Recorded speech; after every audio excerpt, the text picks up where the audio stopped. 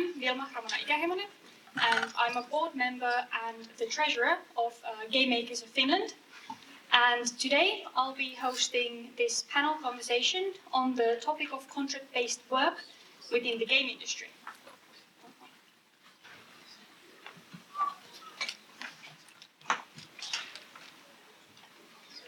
All right, so how many of you know what contract-based work is? Okay, a lot, that's good. And how many of you have done contract-based work? Okay, good. But for the people unfamiliar with the term, contract-based work is work done by a self-employed independent contractor who is contracted to perform work for or provide services to a company as a non-employee. To work as an independent contractor, the worker is required to set up a private contract business. Within the game industry, this could, for example, be a game studio offering a contract-based position for a set period of time, which can usually be like from a few months to a year. And increasingly more people are working as independent contractors for companies. One of the reasons for companies utilizing contract-based work could be because it reduces internal costs and administrative tasks on the company's side. As said before, contract-based worker is regarded as a non-employee, which means that the work is not subject to employment law, and that comes with its own challenges. We at Game Makers of Finland are always happy to advise in these matters, so do not hesitate or be afraid to come talk to us after this panel or contact us otherwise. And now, onto the panel. We'll be going through the current situation and the background of the phenomenon, the point of view of the worker, the challenges and grievances, as well as the future and solutions. And with me, I have two panelists. Our first panelist is Ben Kokkonen, a game designer and a programmer. And he has done contract-based work before in Finland. And our second panelist is Kari Lübeck.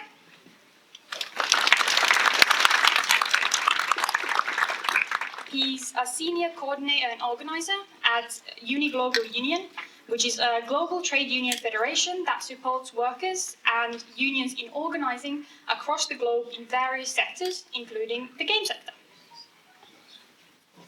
And Kari, did you want to say a couple of things about Uniglobal Union? Yeah, first of all, very nice to be here, very nice to meet you all.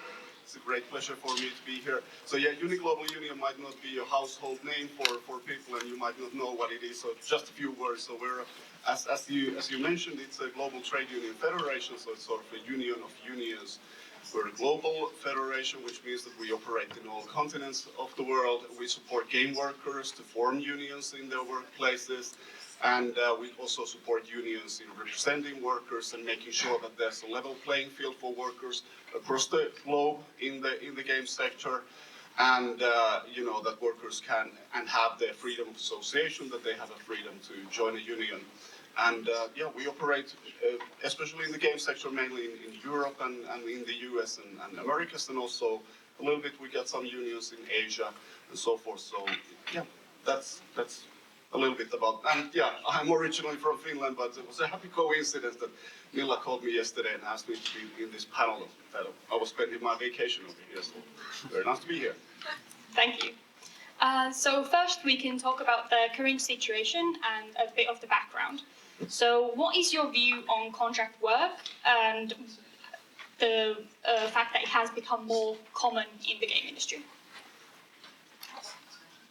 Yeah, I mean, so it is for the company and for the like employee, it's a much more like lightweight in terms of bureaucracy. At least for the company, it's much more lightweight in terms of bureaucracy, kind of way to employ something or get some work for the company. It's lightweight way to get someone to do some work, and for the kind of contractor, it's a lightweight way to get some money, for example. So. Why it has become more commonplace in general? I would say that there's consolidations. Obviously, companies are getting bigger all the time.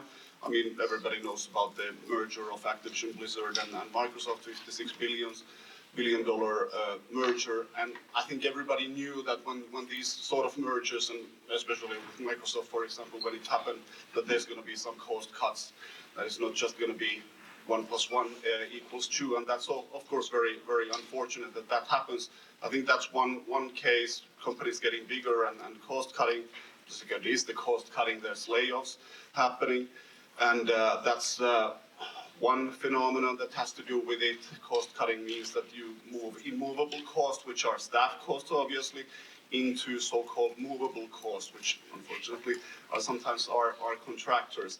That means in practice, in concrete terms, that means that if a production goes down or there's cuts in the production, then unfortunately contractors are those that are easier to remove from the equation. And the third one, I think, is the ownership structures. Companies are becoming public, and with public companies, there's a lot more pressure also to make sure that the stock price stays up and the shareholders get their value. So I think that's one of the reasons.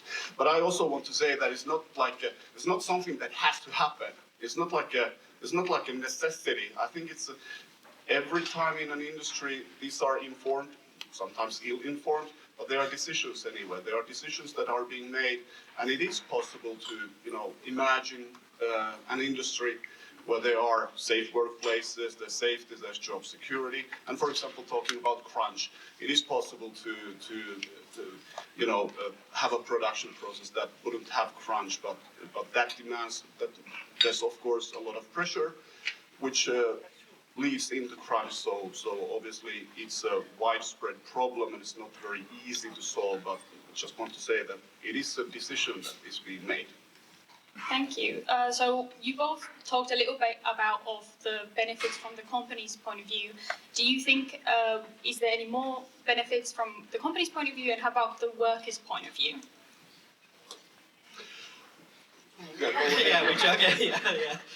Let's go. So the company's point of view, I guess it's pretty harsh that you are a little bit like you mentioned that you are a little bit more easier to get rid of, I suppose, is the harsh truth there. But that also means that you are much easier to get in as well. And it's like a demo version. Like if you are in a longer contractor term, for example, working on a longer project, it's like a demo version of yourself, sort of like full size demo version, like you're doing the full work, but still it's gonna end at some point probably. So it's like you get a tryout. So it's easier for each, like sort of a first date, a little bit more like that. Like Oleg was saying, that you're not looking for a date, but yeah. Yeah, I mean, scalability is one of the benefits for the company, and as I mentioned, movable costs. And I mean, ideally, if you consider contracting, if there would be a good level of standards, there would be templates, there would be good practices on that, then that would mean that it is also secure for the company, because they know what they're going to get, because there's a good standard and there's high level of competency and so forth. And I mean, that also goes to the workers' benefits. Ideally, you have the freedom to do what you want. You can negotiate your own terms. But again, I underline that's ideally, that's how it's supposed to be. Unfortunately, we see bogus self-employment, forced entrepreneurship, and so forth, and that's not how it should be. But that's up to us, all of us, to make sure that we are organized and we make the contractorship or the entrepreneurship something that is beneficial for everybody.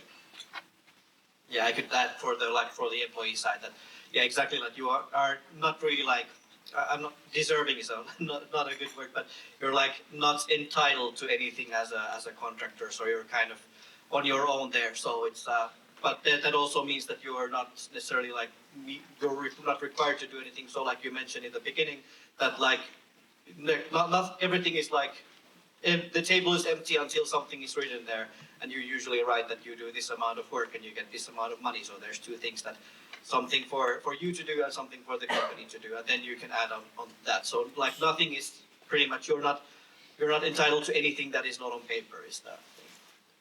Thank you. Unfortunately, we don't have time for questions. I saw you have a question, but we, with the Cane Makers, we're going to be on our booth if there's any questions later on, and if I'll be here. yeah, so you can approach these two as well later. Do you think that this development of contract work being, getting more common, do you think it's only in the game industry, or is it like an across industry type of phenomenon? I actually don't have a lot of intuition on this, so I'm gonna.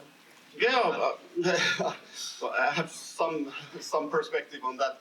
I mean, one industry that is quite comparable regarding production processes and so forth is another creative industry, which is the film industry. And over there, we see that this is quite normal. It's commonplace that there's contracting.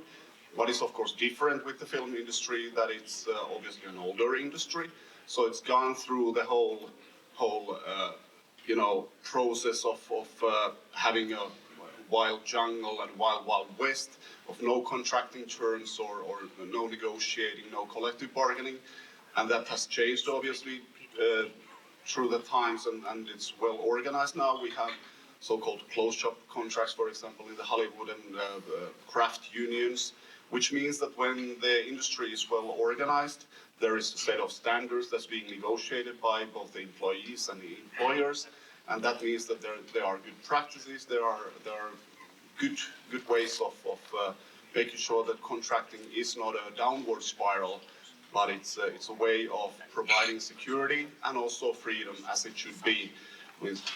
But unfortunately, I think at this moment in the point of history, sort of like the golden age of the game sector has pretty much gone. We all know about the layoffs and so forth, and that means that because of the low level of unionization, unfortunately, still in the industry, the major brunt that is born to the workers themselves, so that all the savings are made on the back of workers, and that's not obviously something that we want to see. And the other thing that we see across the globe, of course, across the industries, is this gig economy, the Uberization, which means that basically three things: that it's transactional, it's really fast, and it's disposable. And all of those, unfortunately, they have their cons, but sometimes they also have their pros. But yeah, we see this everywhere, and in the game sector, in a lot of countries in Europe as well as in the US, it is quite commonplace. All right, thank you. And now we can kind of go further into the point of view of the worker. So what kinds of experiences do you or your colleagues have in doing contract-based work? Yeah, I personally have experience on shorter term, like a kind of more of shorter term contracting work, and then longer term contracting work. And I've also I've worked at Fingersoft and Lightyear, for example, and we've had also be working with a contractor designer, for example, and then there's of course outsourcing as well. So that I've been all of these, I guess, are in the same domain of contract work, basically. Yeah. Yeah, Teemu has the experience over this one. Yeah, and well, do you want me to go into a little bit further into? Yeah, if you want to talk about have they been positive or Yeah. So there's, for example, if you are working in a company and you have a contractor, your coworker is a contractor, it's of course they have the kind of burden of the threat that they might be gone at some point, and it is of course for you as well that someday you might hear that they have been let go because of the financial situation or something. But otherwise, being a contractor in a company like a longer term contractor is pretty much kind of being soft employed basically there. So they are part of the people there and stuff. And when you go into a contract and start contract work, there's of course there is a period of time where you are kind of integrating into the company, and because you're going to be working with people most likely, so you need to kind of get the feel of the group and get the how everyone is working, what your teammates are, and of course get known to the project as well. So there's if you are doing a lot of gigs, you will get to know a lot of new projects. You get really good at starting to learn a new project. So you might get a task, and then you actually, the first stuff is that you're the new guy and you need to get to know the project as well. So you're gonna be the new guy, new gal for a lot of times.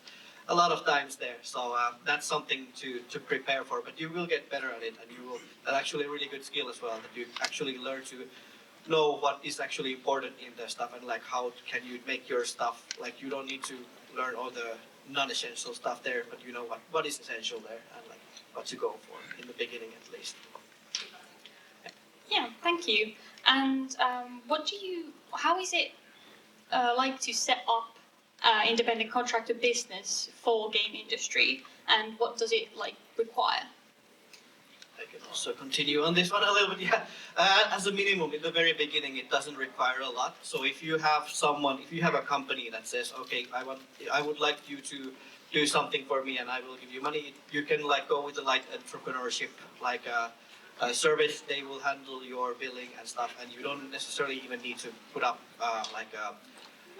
your what is toiminimi, your Your own independent company. yeah, your independent company. But if it's gonna look like you're gonna do this for 3-4 months or longer, then absolutely necessary to start with that. So you should start your independent company, a trade name. That's not a very complicated thing, but it's something that you need to do. And when you start doing that, there's also some responsibilities that you need to start thinking about. So at that point, you are like fully committed to your entrepreneurship in some sort.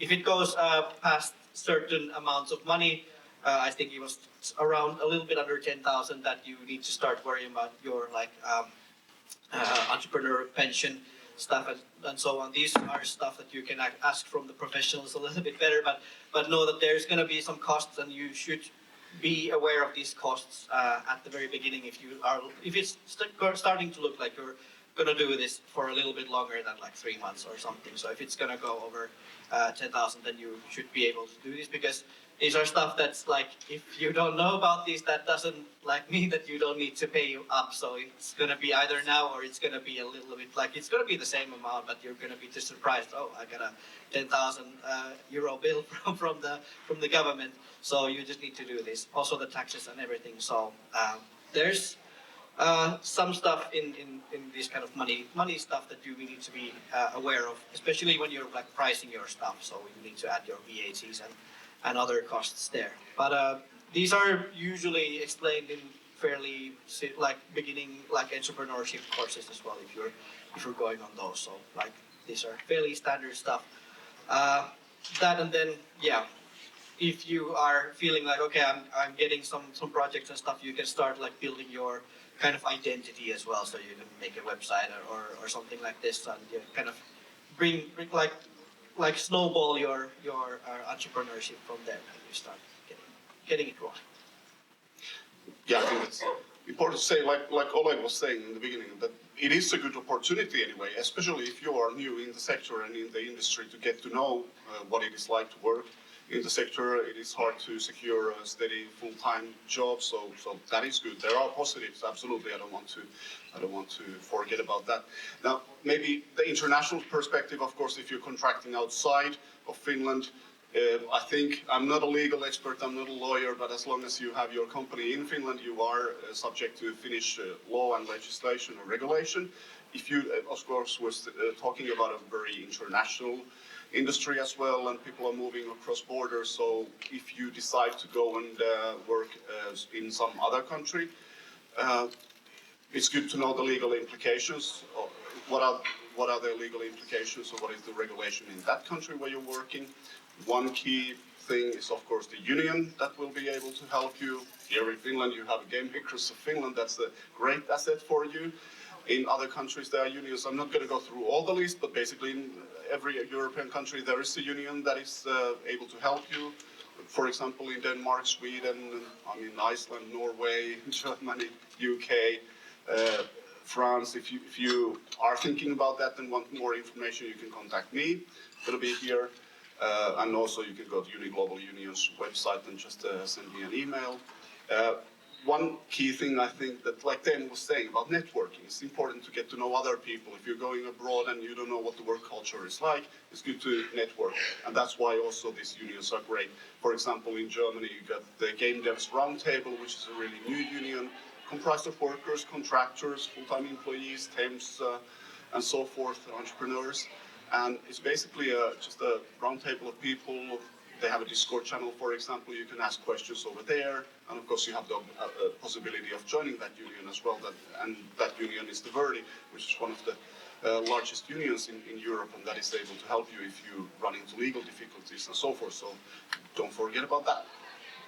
And real quick, just like there's a lot of stuff here, but the point is, the core point is that you should, like the beginning is very easy. So if you get an opportunity, you can take it very kind of like, just take it. Don't think too much about it. Nothing permanent. You haven't committed to something permanently if you do something like short term. Yeah, thank you. Do you think the industry adequately supports the contract workers, for example, from the point of view of education, networks, and livelihood? In terms of games industry, well, as mentioned, that like as if you do contract work, you are the company, you are the entrepreneur, you are the company yourself. So it's a lot of responsibility is on yourself as well in terms of like this kind of livelihood. But yeah, some like for example, well, I can also like echo that Game Makers is a really good asset to have as well in terms of, for example, legal help. For example, that you can get there, and other support, and then education and stuff. There are a lot of like entrepreneurship courses and like learnings will apply here as well. So in that sense, I would think that there is some amount at least. Yeah, I mean, I think it's important to give a realistic picture also of what contracting is like, and what better way than to listen to the horse's mouth and the workers themselves. So I think that's important because there are cons, but there's also pros to that. So I think that's one of the good things.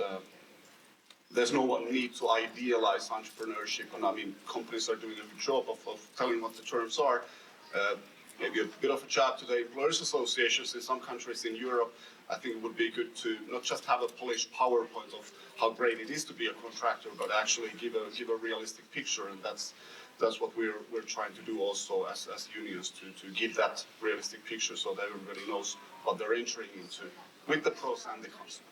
And the point here is not to scare you; it's actually to empower you that you actually have the power to do this and inspire you to go with that. Especially and knowing when things are going right and when things are going wrong. And talking about things going wrong, we can look at a little bit about the challenges and grievances of doing contract-based work. What do you think are the biggest challenges in this type of work? Yeah, kind of parroting the sayings that I've been saying, that you are entitled to nothing that is not written on paper. So if you have a contract that says that you're going to work for 37.5 hours a week and there's a Christmas coming up, that means that like Christmas doesn't exist for you if you're like if your contract says that it doesn't exist. So like of course it doesn't have to be necessarily the contract. So if you have a really good like the partner that you're contracting for is like a fair and stuff, you can maybe ask and like negotiate with them that like, okay, maybe I'll take this time off, and then you hopefully get that as well written and take a screenshot of that Slack message that you get. But yeah, just to be aware that you don't have the employer's rights, so employees' rights. So like you are kind of on your own there. But as long as you keep this in mind, and whenever you're like talking about stuff, and if you're like unsure about some stuff at the contracting place that you're doing stuff, just ask and clarify things. There shouldn't be any stupid questions there as well, because like, well, even if you have a friend who is the CEO of a company, the company is not your friend, and the CEO is replaceable there, and as well kind of applies to yourself as well when you are representing your kind of legal entity, your company, your trade name. You also are, okay, this sounds bad, you are not a human, you are speaking for as the company. You also should be sort of like cold business there as well, so you shouldn't feel bad for asking stuff. You can always say, I'm doing this because I want to be sure. We haven't talked about this before, and this kind of topic doesn't exist in our kind of canon of our contract. So always just kind of ask stuff, also ask in written, and like take receipts, so that if something goes wrong, then you have some something to show for that. I don't have any like negative experiences this, but I know that it is possible that I've been blessed with fair partners, so nothing has gone wrong. But I know that it's a possibility that something can go wrong, and if that goes wrong, whatever is written, like it's consensual adults doing like things with each other, so you actually negotiate what you're doing. So like that's the law between yourself. There's some probably laws there, but not an expert on those. But just keep in mind that everything that you negotiate, that's what the reality is. Yeah, the challenges are, for example, the legal implications, the lack of security, of course. You need to be able to plan your future quite well. That might be difficult if you're running day to day and just trying to make ends meet. I mean, then it's difficult to think about the future, and also, self-education also, because you don't have the backing of the company. There's no courses being provided to you and so forth. So it's important to keep up with the trends and the competencies of the industry. Thank you. And because this is fairly unregulated in a way, as it's such a new phenomenon in the game industry, is there a risk of exploiting the form of contract work in the game industry? And where do you think is the healthy limit for flexibility? Yeah, you should know your boundaries, and this is also as you are your own company, your own entrepreneur, your boundaries become the boundaries of the company as well. So I suppose there can be bad actors that might like exploit. If you don't know about better, like it's also like I can't really blame if you take like a bad contract. It's all like it gets very subjective. What is exploitation and what is not in some sense. Of course, barring the extreme cases, of course. But I think it gets a bit subjective as it is unregulated, as it is depending on everyone's own kind of situation as well. Yeah, there's absolutely a risk. I think it's pretty evident and visible already. The layoffs are one example of how companies are really cutting costs. And just want to reiterate that it is a decision made by companies to contract out work and not to have a workforce inside the company. And what I really like are these fearless leaders, these innovative thinkers and CEOs that make the forward-thinking decisions of how to conduct their business. I mean, there's, for example, 30-day work week, 30-hour work week, sorry. I think Fingersoft in Finland is one of those companies that's implementing that. And I mean, that's the kind of forward thinking that also provides more jobs for people in the industry. And that's the kind of stuff that we really need in the sector. Yeah, I can actually confirm that Fingersoft does have work, and I can tell them that's actually really good. If you're planning for contract work, maybe you can also try for that. That's going to be really helpful. Thank you. And then we can look a little bit to the future and some possible solutions. And we went a little bit through how some regulations and some kind of rules should be kind of in place, and when it comes to contract work, how do you think that this contract-based work could be utilized in a more sustainable way? Yeah, well, first of all, we're going to need standards for these good practices. Social dialogue is really necessary, and taking a step to the European view, I mean, under the EU Commission, for example, in several sectors we already have so-called sectoral social dialogue where the employers and the employees and their associations, both the employers have their own associations. In Finland, I think Neo Games is an employers association. In Germany, it's called GAME, and so forth. Unfortunately, in this sector, the employers associations don't want to be recognized as employer associations that are collectively bargaining. As you know, we have fairly no sectoral bargaining in this sector, which means that when the Commission looks at the sector, it is unorganized because there's no negotiating, there's no bargaining at a sectoral level. Also, employees still quite ununionized. And until we enter that situation that we already have in several other sectors, for example, in telecoms, where these associations at a European level come together and set these standards and set the level playing field, then we're going to have this wild jungle. And that unfortunately involves contracting quite a lot. So that's one thing. And I mentioned collective bargaining. Sectoral collective bargaining means that we would have a sectoral agreement that would cover all the companies, for example, in Finland. And there would be no undercutting. Now, the undercutting is really a problem because if you only have a few companies that have those standards, then there's always going to be companies that want to cut the costs and cut corners and do something cheaper. And sometimes they get the contracts, of course, because they're cheaper. And the same applies for employees. If we are not organized, then we have no possibility of saying that yes, we abide by these standards. Like we have a template for contracting. We have salary scales for this job. If we're not organized, then there's always going to be somebody who says, "Well, I'm going to do it for cheap," like that. And if the company agrees, then what's the importance of bargaining? But it's not that normally people think about sectoral bargaining as salaries. It's not just about salaries. It's also about other things that are really important. And these are not cost clauses. I don't know if there's employers over here. I hope so.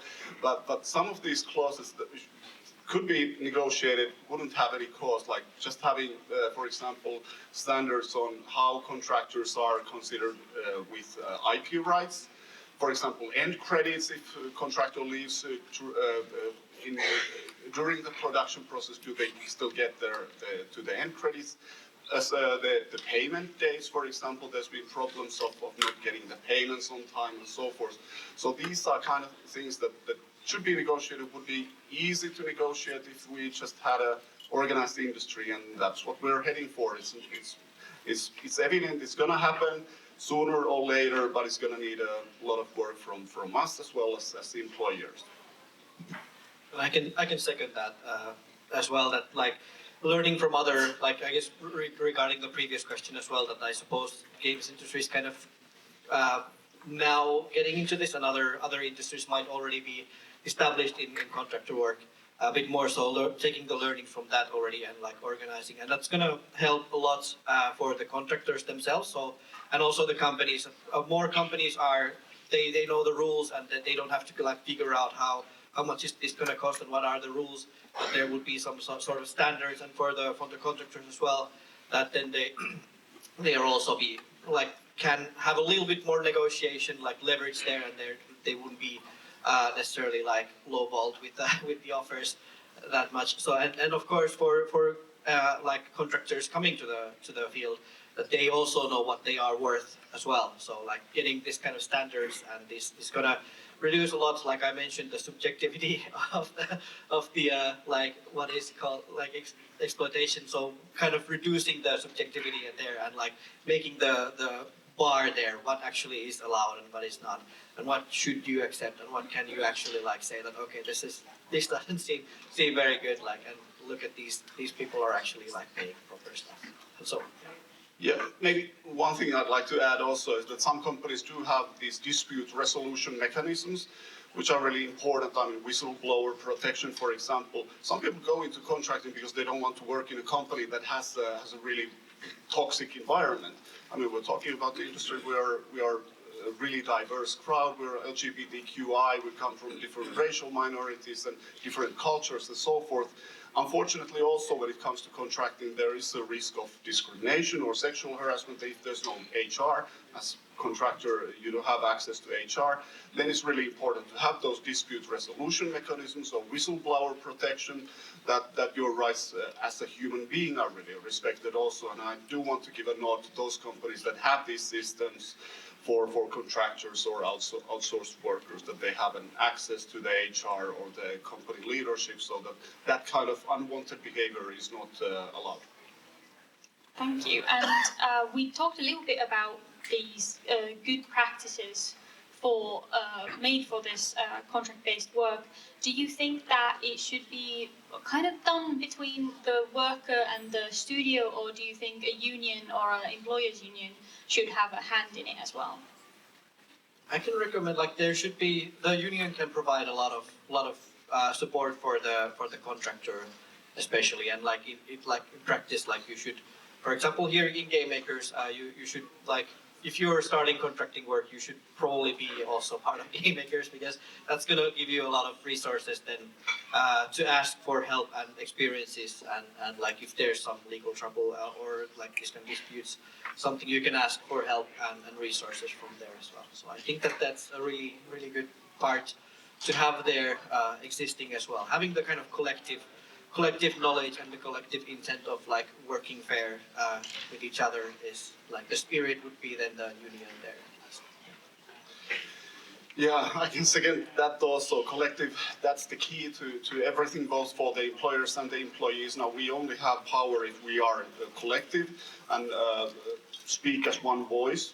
And there are examples of that in the sector now.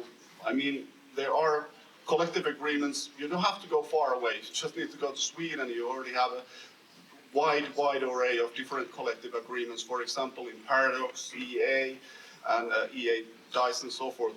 Some of them have existed for over 20 years. And if you go a little bit further away, then you can go to South Korea, for example, where the sector is actually very organized. I think over 80% of the game companies over there are organized, the workers as well. Now, the problem in South Korea is that the employers don't have an association, so it's just a company agreement. So one union in one company and the employer, they negotiate a bargaining agreement that only covers that company. But they are in the process of making sure that the employers are organized. Unfortunately, in some cases, it's up to the employees to make sure that the employers also get organized. We don't only have to worry about ourselves getting organized, we also have to make sure that the employers understand that it's to their benefit that they are organized as well to weed out the undercutters. I mean, if that's possible to do in countries like Sweden and South Korea, then I don't see a reason why it couldn't happen in Finland or in the US, for example, where now there's a sectoral movement also. Workers from any company can join a union. This is the latest development in the US, and things are moving in a right direction, but it's going to take work, as I think I've said before already. Yeah, and I guess we hopefully don't take the unions we have here in Finland, like the organization here, for granted, because like you can hear news from the States and like that things can be actually worse. And here we have a lot of progress already to the better. And I guess in other countries there's even like we can see that there's actually more to do. So we should definitely kind of support this the unionization and like keep what we have at the moment, lest the states start to leave here. So. Thank you. And there has been some good advice already given, but what other advice would you give to people that are starting their careers in the game industry, and also in the point of view generally and through like contract work? Yeah, maybe just one thing I can say is that the networking is important, and that's why it's good that we have these sectoral unions in countries like in the US now, in Denmark there's one, and in Sweden, obviously, Germany. Also in UK there's the IWGB that you can join or ask for support. In Denmark there's the Game Workers Guild, in Sweden Unionen or Sveriges Ingenjörer. And in the US, there's the United Video Workers of CWA, the Communication Workers of America, and a lot of other countries. In France, there's the STJV, which is a really powerful, well, not a very big union, but very powerful as a voice of workers in the sector. And the key is not just networking, it's peer support. So you get to hear the stories from those workers. And you might get tips and tricks, but also good contacts and so forth. So this gaming industry is international, so you don't have to just look inside Finland. There's good opportunities outside of Europe as well.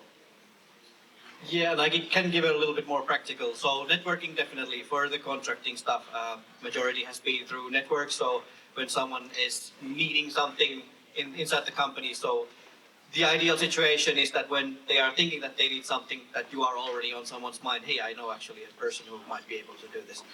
But otherwise as well, Oleg had a really nice presentation about the LinkedIn stuff. You should definitely finish stuff. So do something from start to end. Doesn't have to be, don't make it white, make it like a vertical slice.